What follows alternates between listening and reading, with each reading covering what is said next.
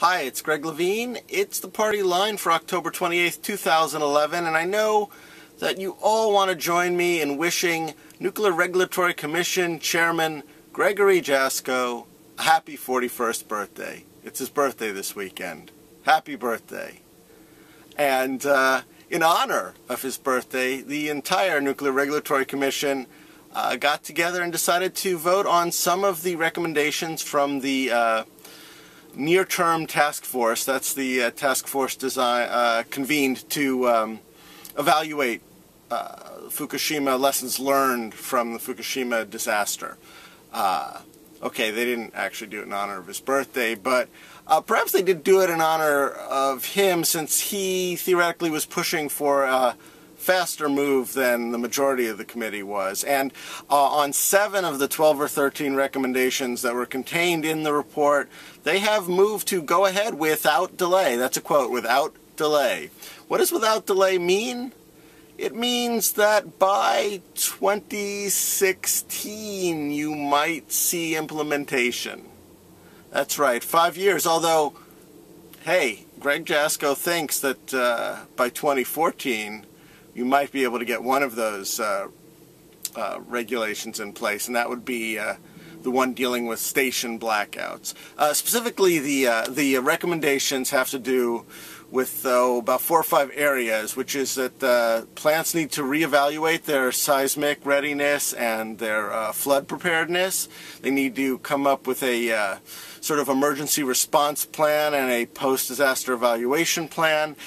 They need something to deal with the sort of cataclysmic power failure issue that happened in Japan, where you lose both your AC power from the grid and your backup generation fails. So you need some system to prepare for that, and you need better instrumentation inside the spent fuel pool so that you can actually tell what's going on should there, say, be one of these catastrophic power failures.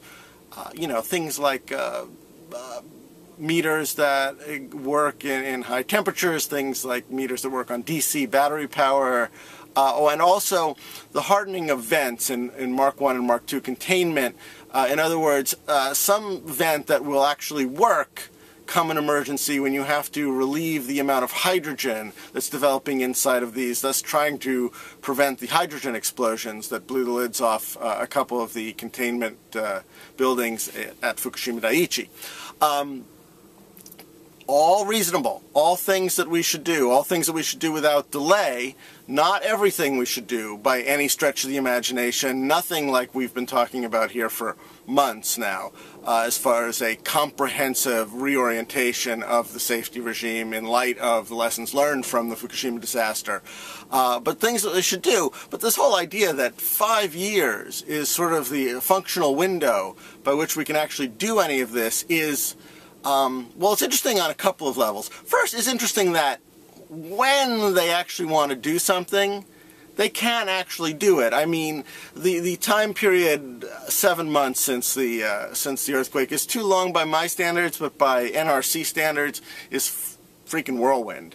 So that they got a task force together, they made recommendations, they hemmed and hawed and bickered about the recommendations, they had some congressional hearings, and then they actually voted on the recommendations. Now, recommendations aren't rules, rules have to be drafted, they go through a federal process, but still, something was done. When people focus on an issue, things can get done.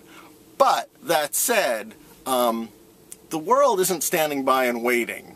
While the Nuclear Regulatory Commission gets it together and moves slowly to come to a meeting of the minds with the industry and draft rules and implement, and you know, as we've noted, Mother Nature has basically a weekly or at least monthly message to the nuclear industry, be it a tornado or a flood or a hurricane or an earthquake, even here in the United States. And so the idea that we have 5 years to sort of, you know, gradually get it together to implement some, not all, of these safety regulations says to me that there's something inherently wrong with nuclear power, because if that's what it takes time-wise to regulate it, to bring things up to a safety code because a problem, I don't want to say a problem has been identified, a problem has been brought to the fore because we knew these problems existed. It's just that it took a disaster, a major disaster, not, you know, to get it forward. But let's dig even deeper, which is that you've got this Nuclear Regulatory Commission.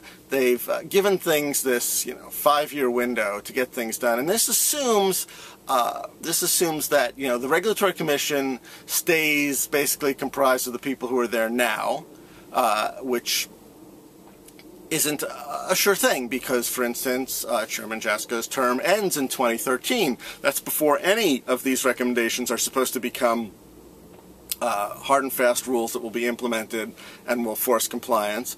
No guarantee he gets reappointed. No guarantee he could get reconfirmed by what will probably be a more Republican Senate. And no guarantee that his moves have pleased the industry enough so that the industry won't whisper in Barack Obama's ear and say, no more with Mr. Jasko. So that's one thing. But also, it doesn't take into account what's happened with previous generations of rulemaking at the Nuclear Regulatory Commission. For instance, in the interviews that Gregory Jasko did at the beginning of October, which I wrote about at some length a couple of weeks ago, he talks about his desire, his frustration, his goals to see full implementation of a new fire safety protocol. And that's something he came to the Commission in 2005 wanting to see, better implementation of fire safety upgrades. Those were recommended in response to the Browns Ferry fire. And Jasko admits that today in 2011 he still feels like they haven't fully realized those recommendations, that they're having problems getting compliance, that they don't really have an effective system for assuring compliance. He finds it frustrating. The Browns Ferry fire that these recommendations were drafted in response to was in 1975. 36 years.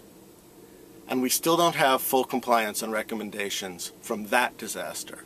After 9/11, another series of recommendations, this time for security and safety upgrades in light of terrorist attacks. Those recommendations were initially voluntary because the Bush administration didn't believe in regulations, but in 2009 they were made mandatory, except for 60 of the 104 nuclear facilities, because it was going to apparently cost too much. So if a major fire, and the Browns Ferry thing, for those who don't recall, was a very scary accident. If a terrorist attack can't focus attention and change the way the United States responds to a disaster, I don't have a great amount of faith that this earthquake on another continent will eventually spur us to move, especially given moves now to actually expand the number of nuclear generators in the country, the apparent friendliness of the current administration to the nuclear industry, thanks to the generous ties between them, shall we say, and you know, politically, the situation just doesn't say, oh, this is a sure thing. We're going to learn our lessons. We're going to implement this. And so, you know, without delay or here to stay, I mean, Gibraltar may tumble, right? The Rockies may crumble, but nuclear waste is here to stay. And it seems like the problems of regulating the nuclear industry are also very much entrenched. And if that's the situation, then maybe it's time to do something else without delay, which is to turn the page, to secure what we've got and let it run its course. These plants are all approaching their natural lifespans. Start decommissioning them and start spending the money that we have to spend to regulate and subsidize nuclear power on things that can replace it. Safer, more economical, renewable energy sources. And that, at least, should be the party line. Happy birthday, Mr. Jasko. I'll see you all next week.